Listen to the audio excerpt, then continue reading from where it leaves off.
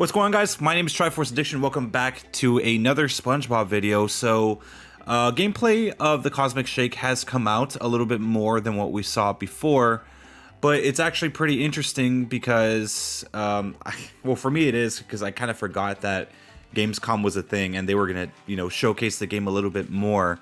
So, unfortunately, I was kind of late to the party because, school just started for me.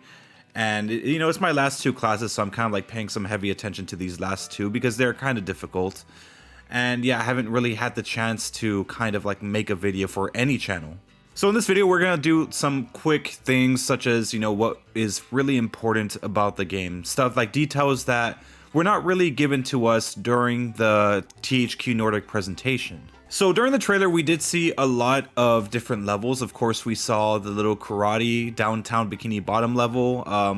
We saw, I think the action thing actually took place in downtown, so that might have been the same place. We did see the Western version of Jellyfish Fields, and we also saw like this weird, this little dream world. Well, maybe it wasn't a dream world, but like with Gary being a boss, a gigantic version of him that ate a lot of candy and now is like super hyper and pissed off. We saw all that stuff, but really we didn't really see a lot of gameplay of those said maps. We only saw gameplay of the Western Jellyfish Fields. If anything, the Gamescom presentation and the discussions that they have were more or less the same that they were with Battle for Bikini Bottom when it was first coming out. I'm pretty sure you guys remember it had the timer on the top, about like 15 minutes or so, and it only really took place in the first part of Jellyfish Fields.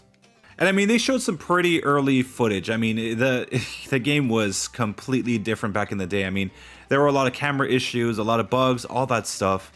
And it's more or less the same right here, but I would say it looks a little bit more finished than the Battle for Bikini Bottom Gamescom presentation. I didn't get footage right now because I'm not sure if it's under some sort of copyright thing. I know Writers and Zach Pack did it, but I don't know, maybe I'm wrong about that, but yeah, I just didn't want to risk it. It's one thing to get gameplay from trailers, but it might be a different thing when you're like getting Gamescom footage. But I'm not really, I don't know, maybe I should get the video. But again, I mean, if you've seen the trailer, you've pretty much seen the whole Gamescom thing. So again, the gameplay wasn't that it wasn't really that plentiful, mainly because they only focused on one level. But we did get information about other ones. From what I saw from Zach Pack's video, we did see something about a pirate version of Goo Lagoon. So that's something that they did mention. They did show it, of course. I'm, obviously not to spoil anything, but yeah, it's pretty interesting. It's something that Zach Pack apparently called out. I didn't look at the stream, but it's actually going to be interesting. We never get to see like a pirate version of Goo Lagoon. Goo Lagoon's typically a place where people hang out, get some sunlight, but we never really see any pirate related things going on.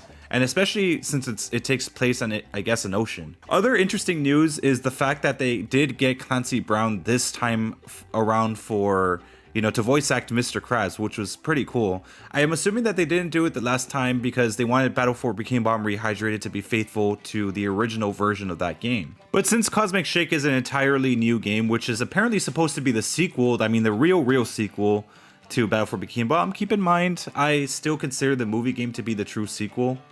Because, I still haven't played this game in its entirety. I mean, I can't really say for sure if it's a better game.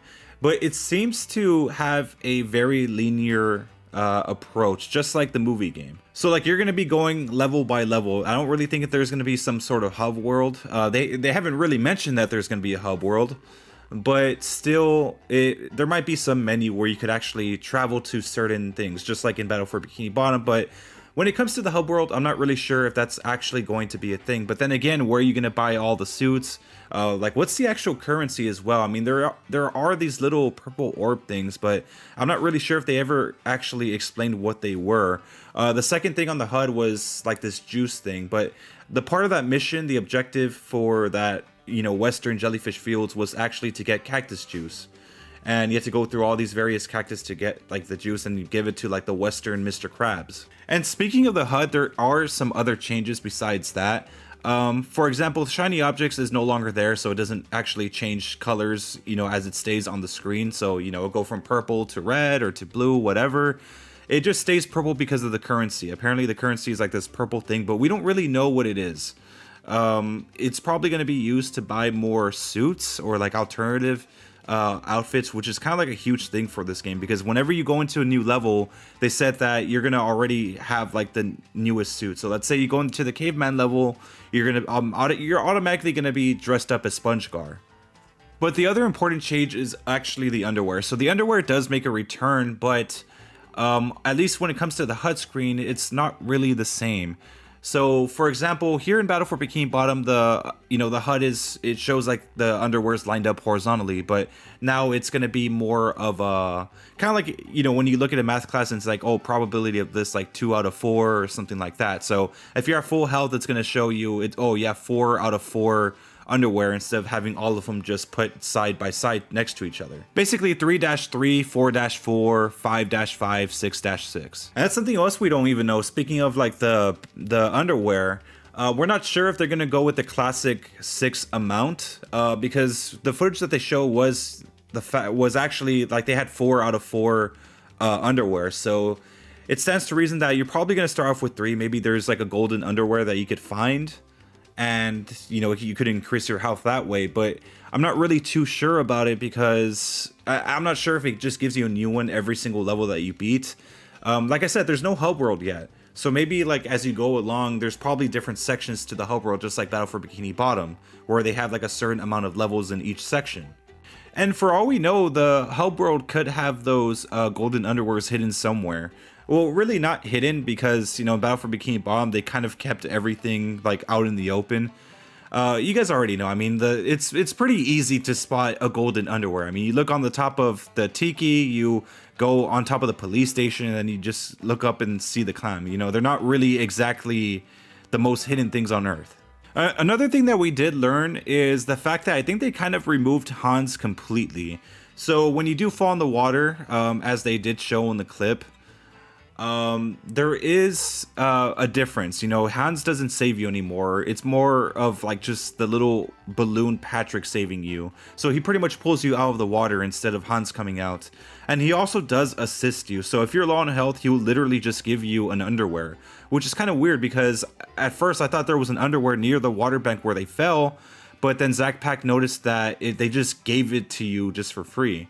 And that's something I'm not really like fond to as well, because he did say he didn't like it, and I do kind of agree with him, because it's like, I understand like it's a kid game, but I mean at the same time you shouldn't just make it too easy. I'm hoping that like there's some sort of harder difficulty to like disable that, because I don't want to be having my hand held the entire time. Another interesting fact about the game is the soundtrack. So the soundtrack is made by the exact same people who did Battle for Bikini Bottom way back when, in I believe 2003.